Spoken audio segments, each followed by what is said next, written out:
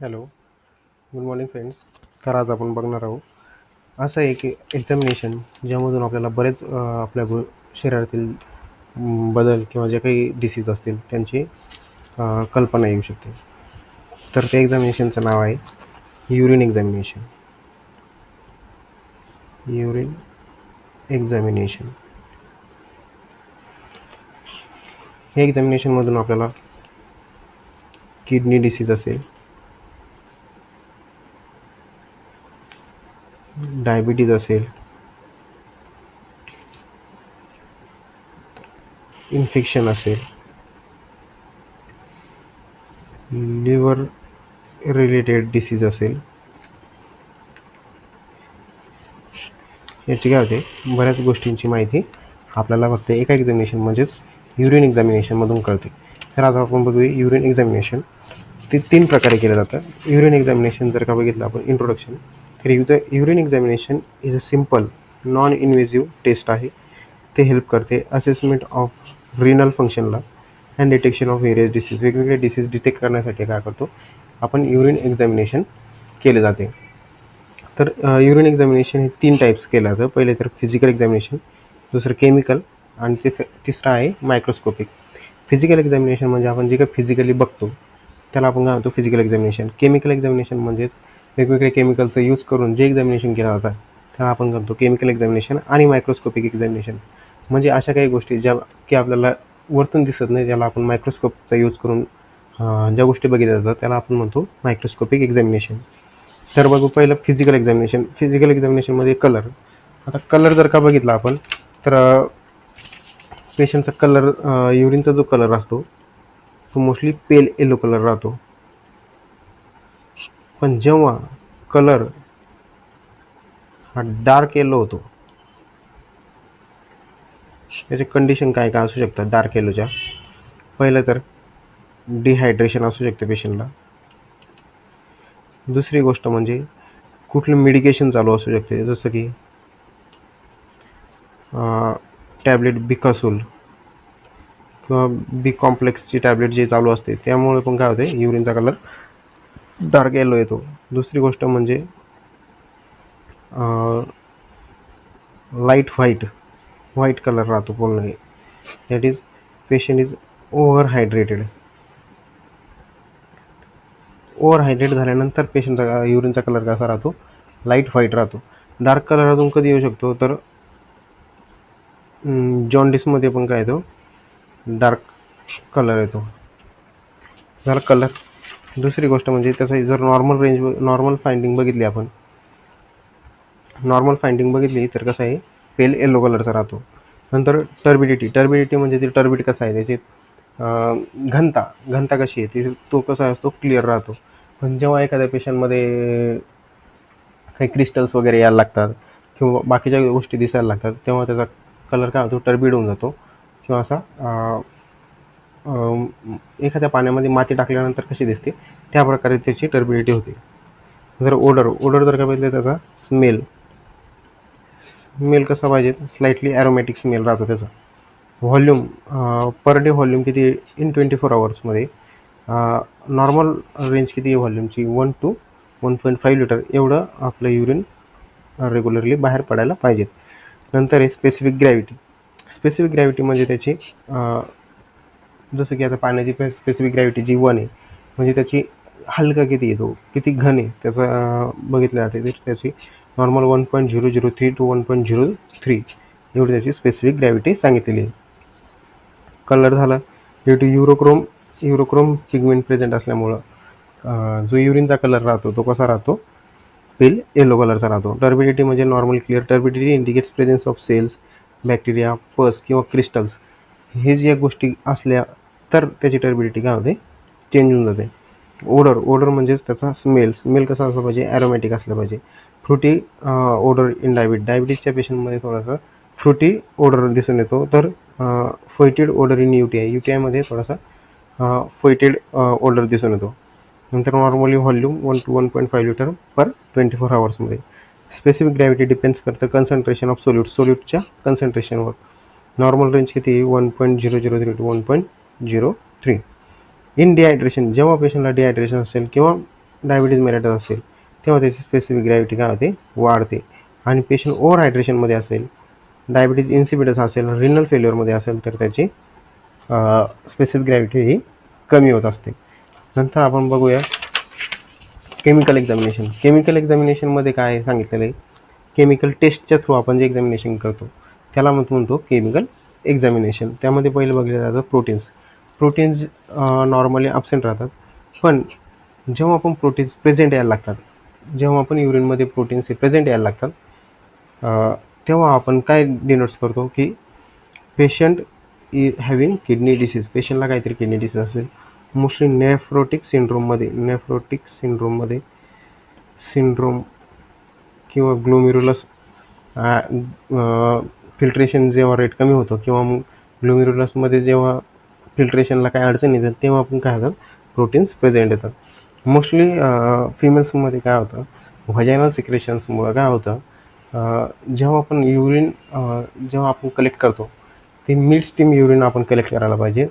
जर का ती मिड स्ट्रीम युरिन कलेक्ट नाही झाली तर कधी काय होतं, व्हजायनल सिक्रेशन्स पण ते युरिनसोबत येतात आणि त्यामध्ये पण प्रोटीन्स कधी प्रेझेंट येऊ शकतात. दुसरी गोष्ट म्हणजे ग्लुकोज म्हणजेच शुगर नॉर्मली ॲब्सेंट राहतं, पण डायबिटीज पेशंट असेल तर आपण काय करतो, त्याच्यामध्ये शुगर ही प्रेझेंट येते.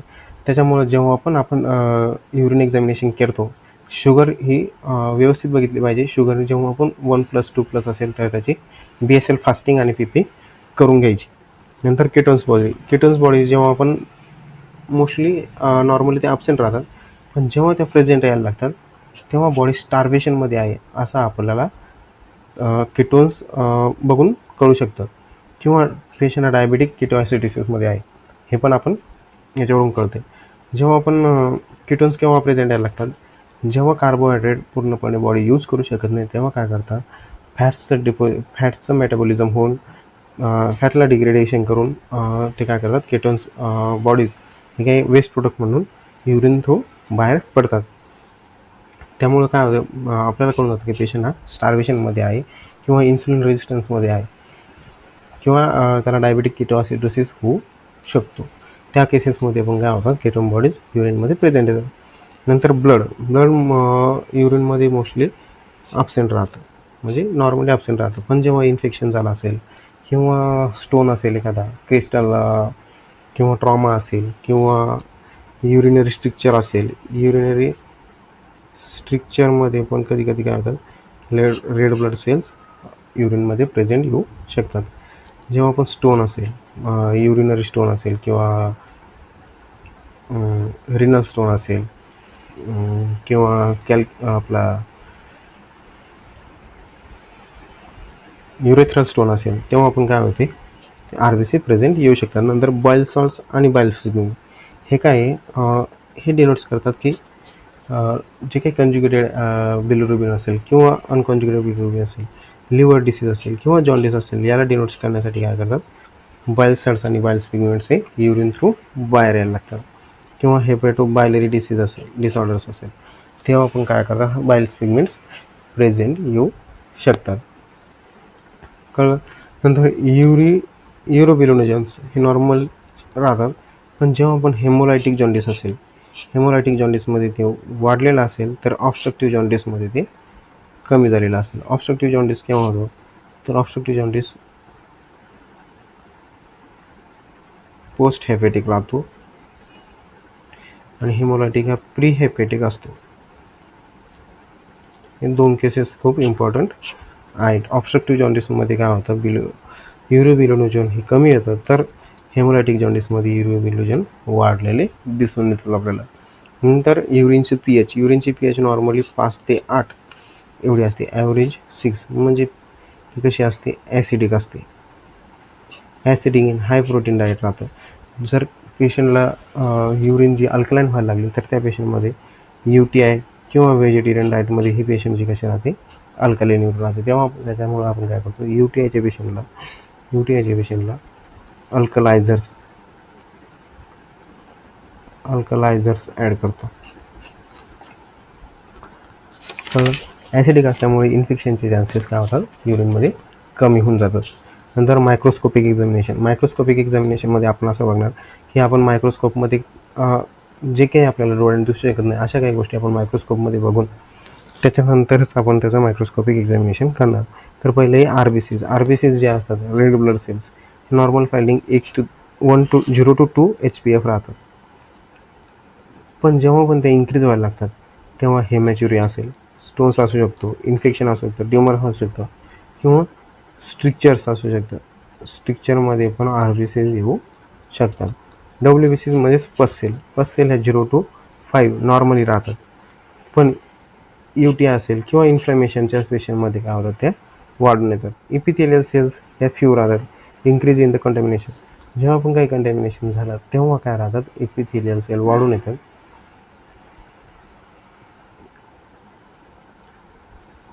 नंतर कास्ट सेल मोस्टली ॲब्सेंट राहतात किंवा फ्यू राहतात. बट RBC कास्टिंग ग्लोमेरुलोनेफ्रायटिस असेल किंवा पायलोनेफ्रायटिस असेल किंवा रिनल डिसीज असेल याच्यामध्ये राहतात कास्ट सेल प्रेझेंट येतात. क्रिस्टल्स म्हणजे ऑक्झॅलेट्स क्रिस्टल असेल किंवा युरिक ॲसिडचे क्रिस्टल असतील याच्यामुळे पण काय होतात क्रिस्टल वाढून येतात. मोस्टली हेल्प डायग्नोसिस ऑफ स्टोनचं डायग्नोसिस करण्यासाठी मोस्टली क्रिस्टल हेल्प करतात.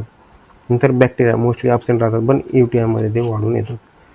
इस्ट असेल म्युकस असेल मोस्टली ॲब्सेंट राहतं बट इन्फेक्शन जर का झालं असेल तर आपण ते वाढून जातात. जर का क्लिनिकल कोरिलेशन जर का बघितलं आपण सगळ्याचं त्या डायबिटीज मेलायटसमध्ये sugar plus ketone bodies present राहू शकतात. UTIचा पेशंट असेल तर पस सेल आणि बॅक्टेरिया 1+ असू शकतं. नंतर किडनी डिसीज असेल त्यामध्ये प्रोटीन्स असतील,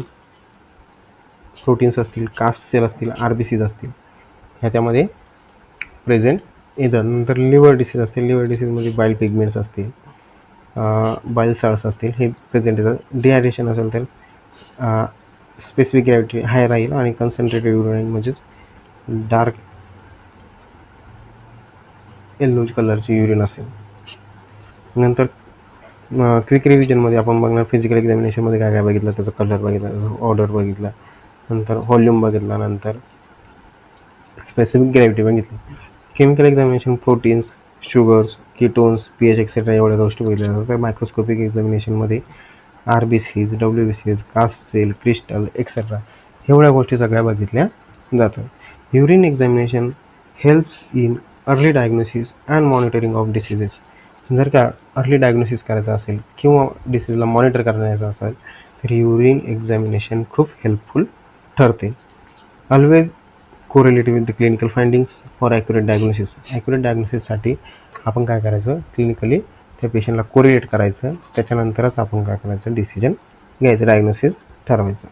remember small test gives big information. अशी ही एक टेस्ट आहे ज्यामधून आपल्याला बऱ्याच गोष्टी शरीरातील बरेच इन्फेक्शन असेल, डायबिटीज असेल, प्रोटीन्स मधून ज्या सेल्स पडतात म्हणजे किडनीचे काही डिसीज असतील, CKD वगैरे, DKA आणि इन्फेक्शनच्या बऱ्याच गोष्टी, UTI असेल, स्टोन्स असतील, ह्याच्या बऱ्याच गोष्टी आपल्याला एका एक्झामिनेशनमधून कळतात. त्याच्यामुळं युरिन एक्झामिनेशन हे खूप इम्पॉर्टंट आहे. प्रत्येक OPD पेशंटमध्ये आपण पेशंट रिकरंट गोष्टी घेऊनच असेल किंवा कंप्लेंट्स घेऊन येत असेल तर आपण त्याचं युरिन एक्झामिनेशन करणं खूप इम्पॉर्टंट आहे. अशाच प्रकारे आपण नेक्स्ट तुम्हाला जे इन्फॉर्मेशन द्यायची असेल नेक्स्ट व्हिडिओमध्ये आपण बऱ्याच गोष्टी अजून क्लिअर करू. Thank you so much. व्हिडिओ आवडला असेल तर चॅनलला सबस्क्राईब करा आणि असंच सपोर्ट राहू द्या. थँक्यू.